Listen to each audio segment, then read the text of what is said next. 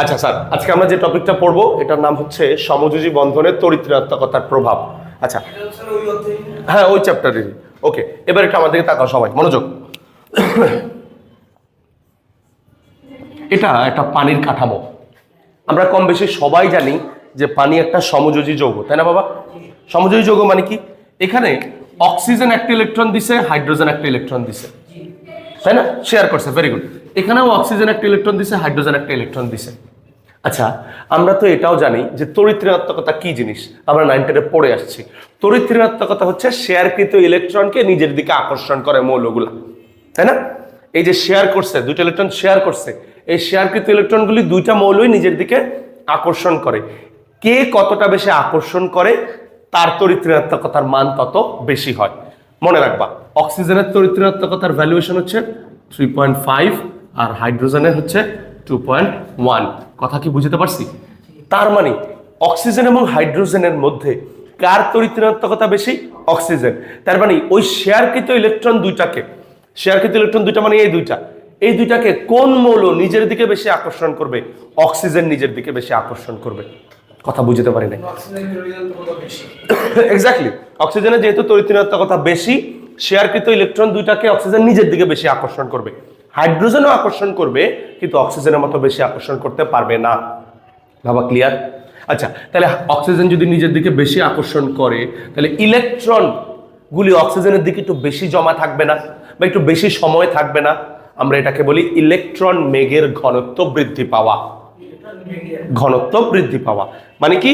Oxygen যেহেতু বেশি আকর্ষণ করে, তাহলে অক্সিজেনের চারপাশে ইলেকট্রনগুলো বেশি সময় থাকবে, বা অক্সিজেনের চারপাশে ইলেকট্রন মেঘের ঘনত্ব বৃদ্ধি পাবে। কথা বুঝতে পারছি সবাইকে বাবা? এবার দেখো, মনে রাখবা ইলেকট্রনের চার্জ কি? নেগেটিভ না? তাহলে অক্সিজেনের চারপাশে যেহেতু ইলেকট্রন মেঘ বেশি থাকে, তাহলে কি নেগেটিভ চার্জ বেশি থাকে। এই জন্য মনে রাখবা অক্সিজেন আংশিক নেগেটিভ চার্জ হয়ে যায়, তাই না বাবা? আবার হাইড্রোজেন আংশিক পজিটিভ চার্জ হয়ে যায়। Exactly, very good. এখানে মেঘের ইলেকট্রন মেঘের ঘনত্ব কম, এই জন্য এটা পজিটিভ হয়। এখানে ইলেকট্রন মেঘের ঘনত্ব বেশি, এটা নেগেটিভ হয়। দুইটা ইলেকট্রন, দুইটা পজিটিভ চার্জ আদানকে, আদান বলবো না, মানে দুইটা পজিটিভ কে ব্যালেন্স করার জন্য দুইটা নেগেটিভ। ক্লিয়ার কিনা আমার কথা? এবার আমি একটা কথা বলতে চাই বাবা, এগুলোকে আমরা মানে এগুলি কিরকম আমি তোমার বলি। এই যে সোডিয়াম প্লাস লিখি না, সোডিয়াম প্লাস লেখা আর এই হাইড্রোজেনের উপরে যে ডেল প্লাস লেখা, এই দুটো এক কথা না। কথাটা বুঝিও। সোডিয়াম প্লাস মানে কি? ভেরি গুড, একটা ইলেকট্রন সে ত্যাগ করছে। আর এখানে ডেল প্লাস মানে কি? ডেল মানে কি আমি তোমার বলি বাবা, এখানে বোঝায় কিছুটা পজিটিভ চার্জে চার্জিত হয়েছে, কিছুটা। ডেল দ্বারা আংশিক বুঝায়।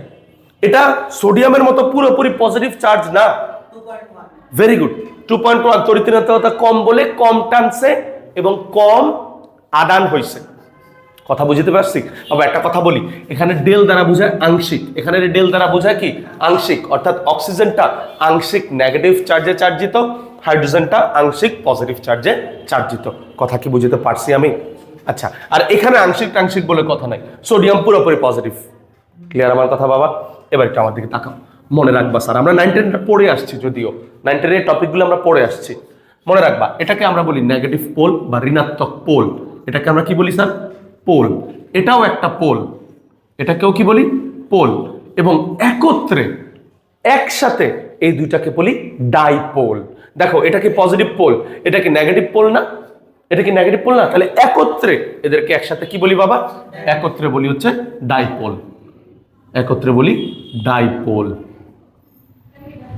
এবং পানির মধ্যে এই কাঠামো আছে না, পানির মধ্যে কাঠামো আছে না, তখন পানিকে আমরা বলি পানি হচ্ছে পোলার যৌগ।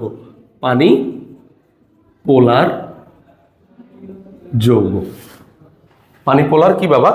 যৌগ। মানে পুরো যৌগটাকে আমরা বলি পোলার যৌগ। পুরো যৌগটাকে কি ডাকি? পোলার যৌগ। আর এই জিনিসগুলোকে বলি পোল। আর নেগেটিভ পোল পজিটিভ পোলকে একত্রে বলি ডাইপোল। কথা বুঝাতে পারছি? তাহলে এটা হচ্ছে পানি পোলার যৌগ, আর এটা হচ্ছে নেগেটিভ পোল, ঋণাত্মক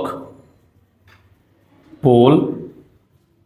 এটা হচ্ছে ধনাত্মক, এটা হচ্ছে ধনাত্মক পোল। ধনাত্মক পোল। আর একত্রে এই নেগেটিভ পোল আর পজিটিভ পোল দুটাকে একত্রে বলা হয় ডাইপোল। ক্লিয়ার আমার কথা? এতটুকু একটু তুলে নাও দ্রুত। আমি কি করব, আমাদের বইয়ে কিছু মৌলের তড়িৎ ঋণাত্মকতার মান দেওয়া আছে, ঠিক আছে? ওটা আমরা লিখে ফেলি দ্রুত। দেখো তড়িৎ ঋণাত্মকতার মান, তড়িৎ ঋণাত্মকতার মান। ফ্লোরিনের তড়িৎ ঋণাত্মকতা হচ্ছে 4, অক্সিজেনের হচ্ছে 3.5, হাইড্রোজেনের হচ্ছে 2.1, নাইট্রোজেন আর কি কি বই দেওয়া আছে তোমার বইয়ে? Chlorine, nitrogen, bromine, chlorine, nitrogen, bromine আর কি কি দেওয়া আছে? Iodine, carbon, iodine, carbon. 1 2 3 4 5 6 7 8, 1 2 3 4 5 6 7 8। হ্যাঁ, কার্বনের হচ্ছে 2.5, আয়োডিনের মানটা হচ্ছে গিয়ে 2.5, আয়োডিনের হচ্ছে 2.5, ব্রোমিন, ক্লোরিন, নাইট্রোজেন, নাইট্রোজেনের 3, ব্রোমিনের 2.8, নাইট্রোজেনের 3, ব্রোমিনের 2.8 আর ক্লোরিনের হচ্ছে 3। ক্লোরিনের কত? ক্লোরিনের হচ্ছে 3।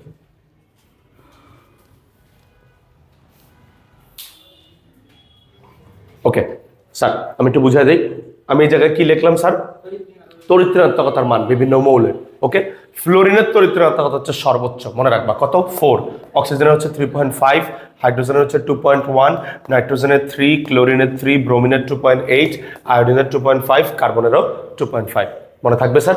আচ্ছা, এবার স্যার তোমাদের একটা কথা লিখে দিতে চাই, স্টার দিয়ে লিখে নাও। আগে একটু বুঝায় বলি তারপরে লিখিও বাবা। বিজ্ঞানীরা একটা কথা বলছেন, সেটা হচ্ছে এই যে দেখো পানি, পানি তৈরি হচ্ছে কি? অক্সিজেন আর হাইড্রোজেন দিয়ে না? তো ওনারা বলতেছেন অক্সিজেন এবং হাইড্রোজেনের যে তড়িৎ ঋণাত্মকতার মান, তার পার্থক্য যদি 0.5 থেকে 1.9 এর মধ্যে হয়। আবার বলি যে কোনো যৌগে মৌল দিয়ে তৈরি। মনে করো আমি পানির কথাই বলি, পানিতে কি দিয়ে তৈরি? অক্সিজেন আর হাইড্রোজেন। তাহলে অক্সিজেন এবং হাইড্রোজেনের যে তড়িৎ ঋণাত্মকতার মান, এটার একটা পার্থক্য আছে না? বিয়োগ করলে একটা পার্থক্য তৈরি হবে না? যেমন অক্সিজেনের কত? অক্সিজেনের হচ্ছে 3.5, হাইড্রোজেনের কত? 2.1। তাহলে আমি যদি বিয়োগ করি তাহলে একটা বিয়োগ ফল বের হবে না? ওই বিয়োগ ফলটা যদি 0.5 এবং 1.9 এর মধ্যে হয়, মানে 0.5 থেকে 1.9 এর মধ্যে হয়, তার মানে মনে রাখবা ওই যৌগটা ডাইপোল সৃষ্টি করবে। কথা, যে কোনো যৌগে, হ্যাঁ আবার বলি, যে কোনো যৌগের তড়িৎ ঋণাত্মকতার পার্থক্য যদি 0.5 থেকে 1.9, হ্যাঁ তড়িৎ ঋণাত্মকতার পার্থক্য মানে বিয়োগ ফল যদি 0.5 থেকে 1.9 এর মধ্যে হয়, তবে ওই যৌগটা একটা ডাইপোল সৃষ্টি করবে। কথা বুঝতে পারছি? এই কথাটা লিখে নাও। তাহলে লেখো, হ্যাঁ, যদি কোনো যৌগের তড়িৎ ঋণাত্মকতার মান, যদি কোনো যৌগের তড়িৎ ঋণাত্মকতার মান, যদি কোনো যৌগের তড়িৎ ঋণাত্মকতার মান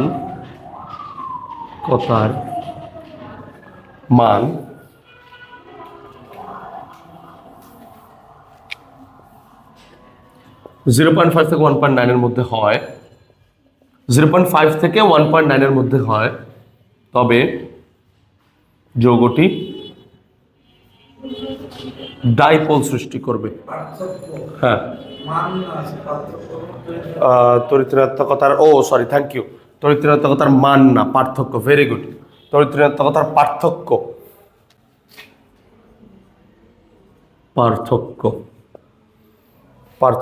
0.5 থেকে 1.9 এর মধ্যে হয়, তবে যৌগটি ডাইপোল সৃষ্টি করবে।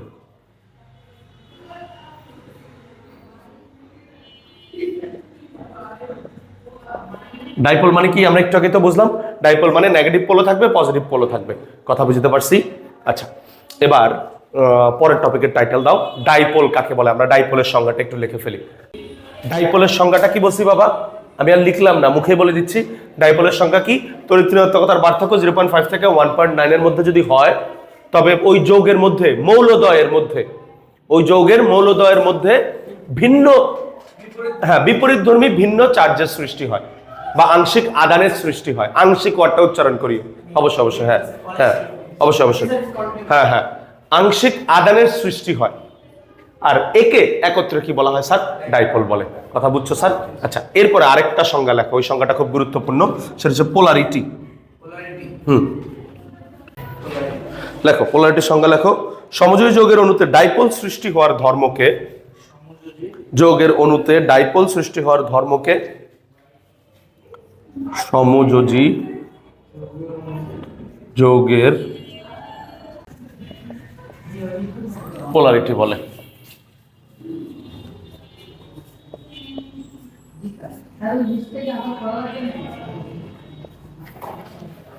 ক্লিয়ার বাবা?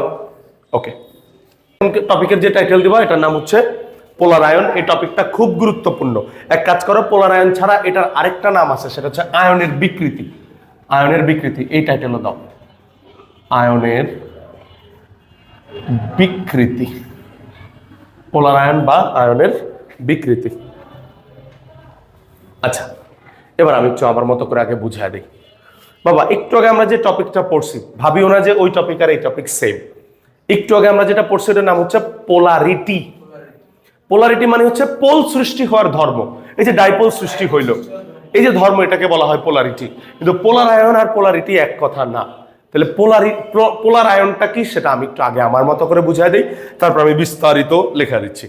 সবাই একটু আমার দিকে তাকাও। এটা একটা ক্যাটায়ন আর এটা একটা অ্যানায়ন, অর্থাৎ এটা একটা পজিটিভ চার্জ, এটা একটা নেগেটিভ চার্জ। এবং একটা জিনিস খেয়াল করে দেখো, সরি, এই পজিটিভটাকে আমি, পজিটিভ চার্জটাকে আমি আকৃতিতে ছোট করে আঁকছি এবং নেগেটিভ চার্জটাকে আকৃতিতে আমি বড় করে আঁকছি। ঠিক আছে স্যার? এবার এটা আমার কথা শোনো। আমরা জানি যে কোনো একটা যৌগে যদি পজিটিভ চার্জ তৈরি হয় এবং নেগেটিভ চার্জ তৈরি হয় এবং তারা তাদেরকে একজন একজনকে যদি আকর্ষণ করে যে যৌগ তৈরি করে তাকে আমরা কি বলি? আয়নিক যৌগ, তাই না? তার মানে এরা দুইজন মিলে যে যৌগটা তৈরি করবে এটা একটা আয়নিক যৌগ। কথা বুঝতে পারছি? কিন্তু একটা ঘটনা ঘটে। ঘটনাটা কি? ক্যাটায়ন যেহেতু ছোট, আমি এটাকে কি বলছি? এটা হচ্ছে ক্যাটায়ন, ক্যাটায়ন, ক্যাটায়ন, আর ওটা হচ্ছে অ্যানায়ন। ক্যাটায়ন মানে পজিটিভ চার্জ, যেমন সোডিয়াম প্লাস, ক্যাটায়ন, আর এটা হচ্ছে অ্যানায়ন। এবার এটা আমার দিকে তাকাও স্যার। ক্যাটায়নটা যেহেতু ছোট, অ্যানায়নটা যেহেতু বড়, তার মানে অ্যানায়নের শেষ কক্ষপথের ইলেকট্রনগুলো নিশ্চয়ই অনেক দূরে, নিউক্লিয়াস থেকে অনেক দূরে। দেখো, এটা হচ্ছে দূরত্ব, কথাটা বুঝিও। কিন্তু ক্যাটায়নটা তো আকৃতিতে ছোট। হ্যাঁ, আমরা জানি ক্যাটায়ন যত ছোট হয় ক্যাটায়ন তত বেশি আকর্ষণ করতে পারে। যেমন আমি তোমার একটা কথা বলি, মনে করো এটা একটা ক্যাটায়ন, আবার এটাও একটা ক্যাটায়ন। এখন এখানে একটা ইলেকট্রন আছে, এই ইলেকট্রনটাকে, ভেরি গুড, এই ইলেকট্রনটাকে কোন ক্যাটায়ন বেশি আকর্ষণ করতে পারবে? অবশ্যই এই ক্যাটায়ন, অবশ্যই এই ক্যাটায়ন বেশি আকর্ষণ করতে পারবে। এটা আকর্ষণ করতে পারবে না, এটার মতো পারবে না। কেন পারবে না? কারণ এটা এক্স্যাক্টলি, এটা নিউক্লিয়াস থেকে অনেক দূরত্বে প্রোটন। প্রোটনটা দূরে থাকার কারণে, মানে নিউক্লিয়াস থেকে দূরত্ব অনেক বেশি, দূরত্বটা বেশি থাকার কারণে ওই আকর্ষণটা অতটা এফেক্ট করতে পারে না। কথা বুঝতে পারছি? কিন্তু এটার আকৃতি ছোট হওয়ার কারণে ধুমাইয়া একে আকর্ষণ করতে পারে। ঠিক একই রকম বাবা, এইখানে ক্যাটায়নটা ছোট হওয়ার কারণে এই অ্যানায়নের শেষ কক্ষপথের যে ইলেকট্রনগুলো আছে সেই ইলেকট্রনগুলোকে না এই ক্যাটায়ন নিজের দিকে আকর্ষণ করে, নিজের দিকে আকর্ষণ করে। কথা বুঝতে পারছি না? এখন বাবা, আকর্ষণ করলে ইলেকট্রনগুলো এর দিকে একটু একটু করে আগানো শুরু করে। আগানো শুরু করলে এই মৌলটা বা এই অ্যানায়নটা কি গোল আছে না, এর শেপটা আর গোল থাকে না, এর শেপটা তখন চেঞ্জ হয়ে যায়। কিরকম? হ্যাঁ দেখো কিরকম, এটা ছিল গোল, এটা তখন এরকম হয়ে যায় অনেকটা। এই দেখো এরকম হয়ে যায়, হ্যাঁ অনেকটা ডিমের মতো বা ওভাল শেপের মতো হয়ে যায়। কথা বুঝাইতে পারিনি।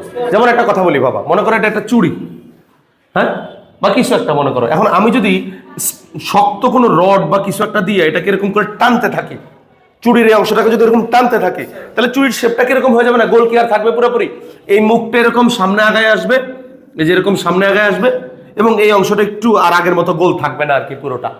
তাহলে আয়নের আকারটা কি, মানে অ্যানায়নের আকারটা কি, বিকৃত হইল না? এই জন্য দেখো টাইটেলটা হচ্ছে আয়নের বিকৃতি। বাবা এখনো একটা মজার কাহিনী বাকি আছে। যৌগটা কিন্তু ফার্স্টে ছিল আয়নিক, কারণ একটা পজিটিভ একটা নেগেটিভ এই দুইটা মিলে আকর্ষণ করে তো একটা আয়নিক যৌগ তৈরি করে। ওই আয়নিক যৌগের মধ্যে ক্যাটায়নটা কি করছে, অ্যানায়নের ইলেকট্রন গুলাকে আকর্ষণ করে করে নিজের দিকে নিয়ে আসছে।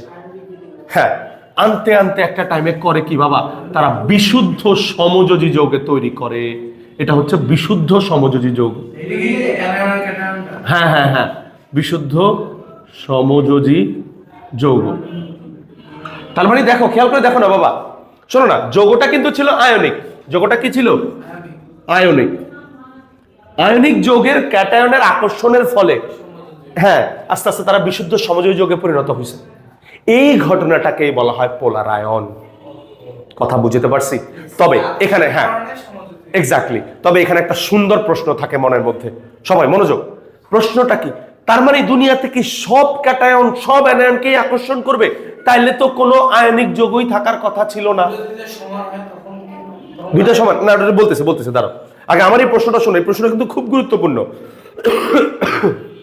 তোমরা আমাকে বলতে পারো যে স্যার আপনি বললেন ক্যাটায়ন অ্যানায়নকে আকর্ষণ করে, তারা ছিল আয়নিক, কিন্তু একটা টাইমে তারা বিশুদ্ধ সমযোজী যৌগে পরিণত হইল। তার মানে তো আপনার কথা অনুযায়ী দুনিয়াতে কোনো আয়নিক যৌগই থাকার কথা না, সব আয়নিক যৌগই টানাটানি করতে করতে বিশুদ্ধ সমযোজী যৌগে পরিণত হয়ে যাবে।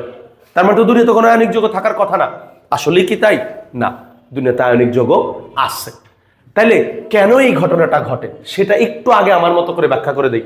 এদিকে তাকাও, বিস্তারিত আমি সামনে গেলে আরো ব্যাখ্যা করব, বাট এখন একটু ছোট্ট করে বলে দিই। এর কারণটা হচ্ছে, যেমন মনে করো সোডিয়াম ক্লোরাইড, এখানে সোডিয়াম একটা প্লাস ক্লোরিন একটা মাইনাস। এরপরে আবার হচ্ছে ম্যাগনেসিয়াম ক্লোরাইড, এখানে দুইটা ক্লোরিন থাকে কিন্তু আমি মনে করো ধরলাম একটা ক্লোরিনই আছে। মানে আমি ম্যাগনেসিয়াম ক্লোরাইড কিরকম MgCl2 না, তো এখানে দুইটা ক্লোরিন না, তার মানে একটা ম্যাগনেসিয়াম দুইটা ক্লোরিনকে আকর্ষণ করতেছে বা দুইটা ক্লোরিনের সাথে যুক্ত আছে। তা আমি দুইটা ক্লোরিনকে নিয়ে গবেষণা না করে মনে করো আমি একটা ক্লোরিনের উপরে কিভাবে এফেক্ট ফেলে সেটা নিয়ে পড়াশোনা করতেছি মনে করো। আবার ঠিক সেরকম অ্যালুমিনিয়াম 3+, এখানে তিনটা ক্লোরিন হওয়ার কথা, কিন্তু আমি যে কোনো একটা ক্লোরিনের উপরে অ্যালুমিনিয়াম কিভাবে প্রভাব ফেলে সেটা নিয়ে কথা বলতেছি। এবার একটু শোনো বাবা, এইখানে ঘটনা আছে, অনেক গুরুত্বপূর্ণ ঘটনা, তাহলে ওই প্রশ্নের উত্তরটা পাবা। সোডিয়াম এখানে আকৃতিতে সোডিয়াম প্লাস, হ্যাঁ সোডিয়াম একটা ইলেকট্রন ত্যাগ করছে, ম্যাগনেসিয়াম 2+, দুইটা ত্যাগ করছে, অ্যালুমিনিয়াম 3+, তিনটা ত্যাগ করছে। আমরা কিন্তু 9, 10-এ পড়ে আসছি বাবা যে মৌল যত ইলেকট্রন ত্যাগ করে মৌলের কক্ষপথ তত ছোট হইতে থাকে, বা মৌল তত ছোট হইতে থাকে, মৌলের আকার তত ছোট হইতে থাকে। বাবা দেখো তো, সোডিয়াম ম্যাগনেসিয়াম অ্যালুমিনিয়াম এরা পর্যায় সারণীর বাম থেকে ডান দিকে না? আমরা কিন্তু 9, 10-এ এটাও পড়ে আসছি যে পর্যায় সারণী যতই বাম থেকে ডান দিকে যাওয়া যায়, ভেরি গুড, পরমাণুর আকার ততই হ্রাস পায়। তার মানে সোডিয়াম যত বড়, ম্যাগনেসিয়াম তার থেকে আরো ছোট, অ্যালুমিনিয়াম আরো ছোট। বাবা এখানে খেয়াল করে দেখো, আমি কিন্তু একটা কথা গুরুত্ব দিয়ে বলছি যে ক্যাটায়নটাকে ছোট হইতে হবে এবং অ্যানায়নটাকে বড় হইতে হবে। মাথায় রাখো, ক্যাটায়নটাকে ছোট হইতে হবে এবং অ্যানায়নটাকে বড় হইতে হবে, তখনই গিয়ে পোলার আয়ন ঘটবে এবং সমযোজী যৌগ তৈরি হবে। এখানে মনে করো তিনটাই তো ক্লোরিন, আমি ধরলাম ক্লোরিনের শেপ নির্দিষ্ট, কিরকম ধরলাম, এই যে এটা মনে করো ক্লোরিনের শেপ, এই যে এটা ক্লোরিনের শেপ। ক্লোরিনের শেপ তিনটা জায়গায় কিন্তু সমান আকার ট্রাই করতেছে, যদিও সমান না, এটা বড় হয়ে গেছে। আচ্ছা, এটা হচ্ছে অ্যালুমিনিয়াম আর এটা হচ্ছে ক্লোরিন। আমি এক কাজ করি, সমানই আঁকি, আঁকা ট্রাই করি সমান। এক কাজ করি, একটু দাঁড়াও, এটাও মনে করো ক্লোরিন, এটাও মনে করো ক্লোরিন, এই যে ক্লোরিন ক্লোরিন ক্লোরিন। এবার এটা একটু বড় হয়ে গেছে। আচ্ছা যাই হোক থাক, মনে করো এখানে ক্লোরিনের সাইজ যতটুকু আকার, এখানেও ক্লোরিনের আকার ততটুকু, এখানেও ক্লোরিনের আকার ততটুকু। বাবা শোনো, কিন্তু এইখানে সোডিয়ামের আকার কিন্তু বড়, ম্যাগনেসিয়ামের আকার আরো ছোট, অ্যালুমিনিয়ামের আকার আরো ছোট। বাবা ভেরি গুড, তোমরা বুঝে গেছো অলরেডি আমার কথা, তারপর আমি একটু বুঝিয়ে দিই স্পষ্ট করে। এদিকে তাকাও, যত ছোট হবে তত বেশি পোলার আয়ন ঘটাইতে পারবে। কোনটা ছোট হইতে হবে? ক্যাটায়নকে ছোট হইতে হবে। এখানে দেখো ক্যাটায়নটা অনেক বড়, তার মানে এটা অতটা পোলার আয়ন করতে পারবে না, তার মানে এটা আয়নিক যৌগ, আয়নিকই থাকবে। কথা বুঝতে পারি না? হ্যাঁ, না না, এর কোনো মান টান দেওয়া নাই। এই যে এটাই তো বললাম, এদের কোনো ভ্যালুয়েশন নাই যে তুমি এই ভ্যালুয়েশন দেখে বলবা ও আচ্ছা এই ভ্যালুয়েশন, তাহলে তো এটা সমযোজী হবে বা আয়নিক হবে। কথা বুঝছো নি? তারপর একটু শোনো আরেকবার বাবা, সোডিয়ামের আকার বড়, ক্যাটায়নের আকারটা বড়, ম্যাগনেসিয়ামের ক্যাটায়নের আকার আরো ছোট, তার মানে অ্যালুমিনিয়ামের আকার আরো ছোট, তার মানে ক্যাটায়নটা যত ছোট হবে তত বেশি পোলারায়ন ঘটাইতে পারবে, আর যত পোলারায়ন ঘটাবে তত বিশুদ্ধ সমযোজী যৌগ তৈরি করবে। তার মানে বাবা এইটা বিশুদ্ধ সমযোজী যৌগ তৈরি করতে পারে না। এইটা যা পারে, যেহেতু এটা পারে না সমযোজী যৌগ তৈরি করতে, কারণ ক্যাটায়নটা বড়, তার মানে সে আয়নিকই থাকে। এটা মনে রাখতে হবে তোমার। হ্যাঁ হ্যাঁ, এটা মনে রাখলেই হবে, ও তো মুখস্থ করা লাগবে না। বাবা একটু শোনো, আরেকবার কথাটা শোনো, আমি বলি। যেহেতু সোডিয়াম আকারে বড় কার, ম্যাগনেসিয়াম এবং অ্যালুমিনিয়ামের তুলনায়, তার মানে সোডিয়াম বেশি পোলারায়ন ঘটাইতে পারে না। যেহেতু পোলারায়ন বেশি ঘটাইতে পারে না, তার মানে সমযোজীও হয় না, তার মানে সে আয়নিকই থেকে যায়। ঠিক সেরকম ম্যাগনেসিয়াম, হ্যাঁ এটা মানি যে এর আকার সোডিয়ামের তুলনায় ছোট, কিন্তু মানে পোলারায়ন করার জন্য যতটুকু হওয়া দরকার ততটুকু হয় নাই, ততটুকু ছোট হয় নাই। তার মানে ম্যাগনেসিয়ামও পোলারায়ন করবে, করার চেষ্টা করবে, কিন্তু অতটা পোলারায়ন করতে পারবে না। এই তো এটা তোমাকে একটু পরে বলতেছে, দাঁড়াও এক সেকেন্ড। তার মানে ম্যাগনেসিয়ামও পোলারায়ন টুকটাক করার চেষ্টা করবে, কিন্তু অতটা বেশি পোলারায়ন ঘটাতে পারবে না, এই জন্য ম্যাগনেসিয়ামও আয়নিক। কিন্তু অ্যালুমিনিয়ামের ক্ষেত্রে আকারটা এতই ছোট যে সে যথেষ্ট পরিমাণ আকর্ষণ করে পোলারায়ন ঘটাইতে পারবে। এবং পোলারায়ন ঘটাইতে পারার জন্য অ্যালুমিনিয়াম ক্লোরাইড দেখতে কিন্তু আয়নিক লাগে, আয়নিক হওয়ার পরেও তার মধ্যে সমযোজী বৈশিষ্ট্য বিদ্যমান। কথা কি বুঝাতে পারছি আমি? এবার তোমাদের প্রশ্নে আসি। তোমরা বলবো স্যার আমি কেমনে বুঝবো? বাবা তোমার প্রশ্ন কখনো এমনি আসবে না যে এটা আয়নিক না এটা আয়নিক, এটা আয়নিক না এটা সমযোজী, এরকম আসবে না। তোমাকে বলবে মনে করো এই তিনটা দিবে, এই তিনটা যৌগ দিবে, এই তিনটা যৌগ দিয়ে বলবে ভেরি গুড, এদের মধ্যে সবচেয়ে বেশি পোলারায়ন কোথায় ঘটে। বা আমি তোমাকে একটু পরে প্রশ্ন লেখাবো, দেখো ওই প্রশ্নের মধ্যে প্রশ্নটা কি থাকবে। এটার গলনাঙ্ক মনে করো 100, মনে করো কথার কথা, যদিও সোডিয়াম ক্লোরাইডের গলনাঙ্ক 801, সোডিয়াম ক্লোরাইডের গলনাঙ্ক মনে করো 801, ম্যাগনেসিয়াম ক্লোরাইডের গলনাঙ্ক মনে করো কত হবে, মনে করো ধরলাম 600, আমার ঠিক খেয়াল নাই, দেখতে হবে। আর অ্যালুমিনিয়াম ক্লোরাইডের গলনাঙ্ক মনে করো, অ্যালুমিনিয়াম ক্লোরাইডের গলনাঙ্ক হচ্ছে মনে করো কথার কথা 200 ধরলাম। তা এখন তোমাকে বলবে কেন, ব্যাখ্যা করো, এটার কেন 800, এটার কেন 600, এটা কেন, এইভাবে প্রশ্ন। এক্স্যাক্টলি, তখন তুমি ব্যাখ্যাটা কি করবে আমি 1 সেকেন্ডে বলে দিই। দেখো এদিকে তাকাও, সোডিয়াম ক্লোরাইড আয়নিক, মানে পোলারায়ন বেশি ঘটে না। অ্যালুমিনিয়াম ক্লোরাইডে চেষ্টা করে কিন্তু অতটা পোলারায়ন হয় না, কিন্তু ম্যাগনেসিয়াম ক্লোরাইডে চেষ্টা মানে হয় পোলারায়ন, কিন্তু অতটাও হয় না, এই জন্য ম্যাগনেসিয়াম ক্লোরাইড আয়নিকই থেকে যায়। কিন্তু অ্যালুমিনিয়াম ক্লোরাইড সমযোজী যৌগ তৈরি করে, তাই না? আর আমরা জানি মানে অ্যালুমিনিয়াম ক্লোরাইডে পোলারায়ন বেশি, এই জন্য সমযোজী যৌগের চরিত্র বেশি। অ্যালুমিনিয়াম ক্লোরাইডের সমযোজী যৌগের চরিত্র বেশি, আর আমরা জানি সমযোজী যৌগের গলনাঙ্ক স্ফুটনাঙ্ক কম, এই জন্য দেখছো অ্যালুমিনিয়াম ক্লোরাইডের গলনাঙ্ক স্ফুটনাঙ্ক সবচেয়ে কম। এইভাবে তোমার প্রশ্ন আসবে। কথা বুঝছো স্যার? তাহলে এখন আমি এক কাজ করি, আমি তো এটা আমার মতো করে বুঝাইলাম, এবার আমি এক কাজ করি, সেটা হচ্ছে আমি সংজ্ঞা টঙ্গা সব লিখে দিই। ওকে স্যার, তাহলে দ্রুত দাও, টাইটেল দাও, সংজ্ঞা।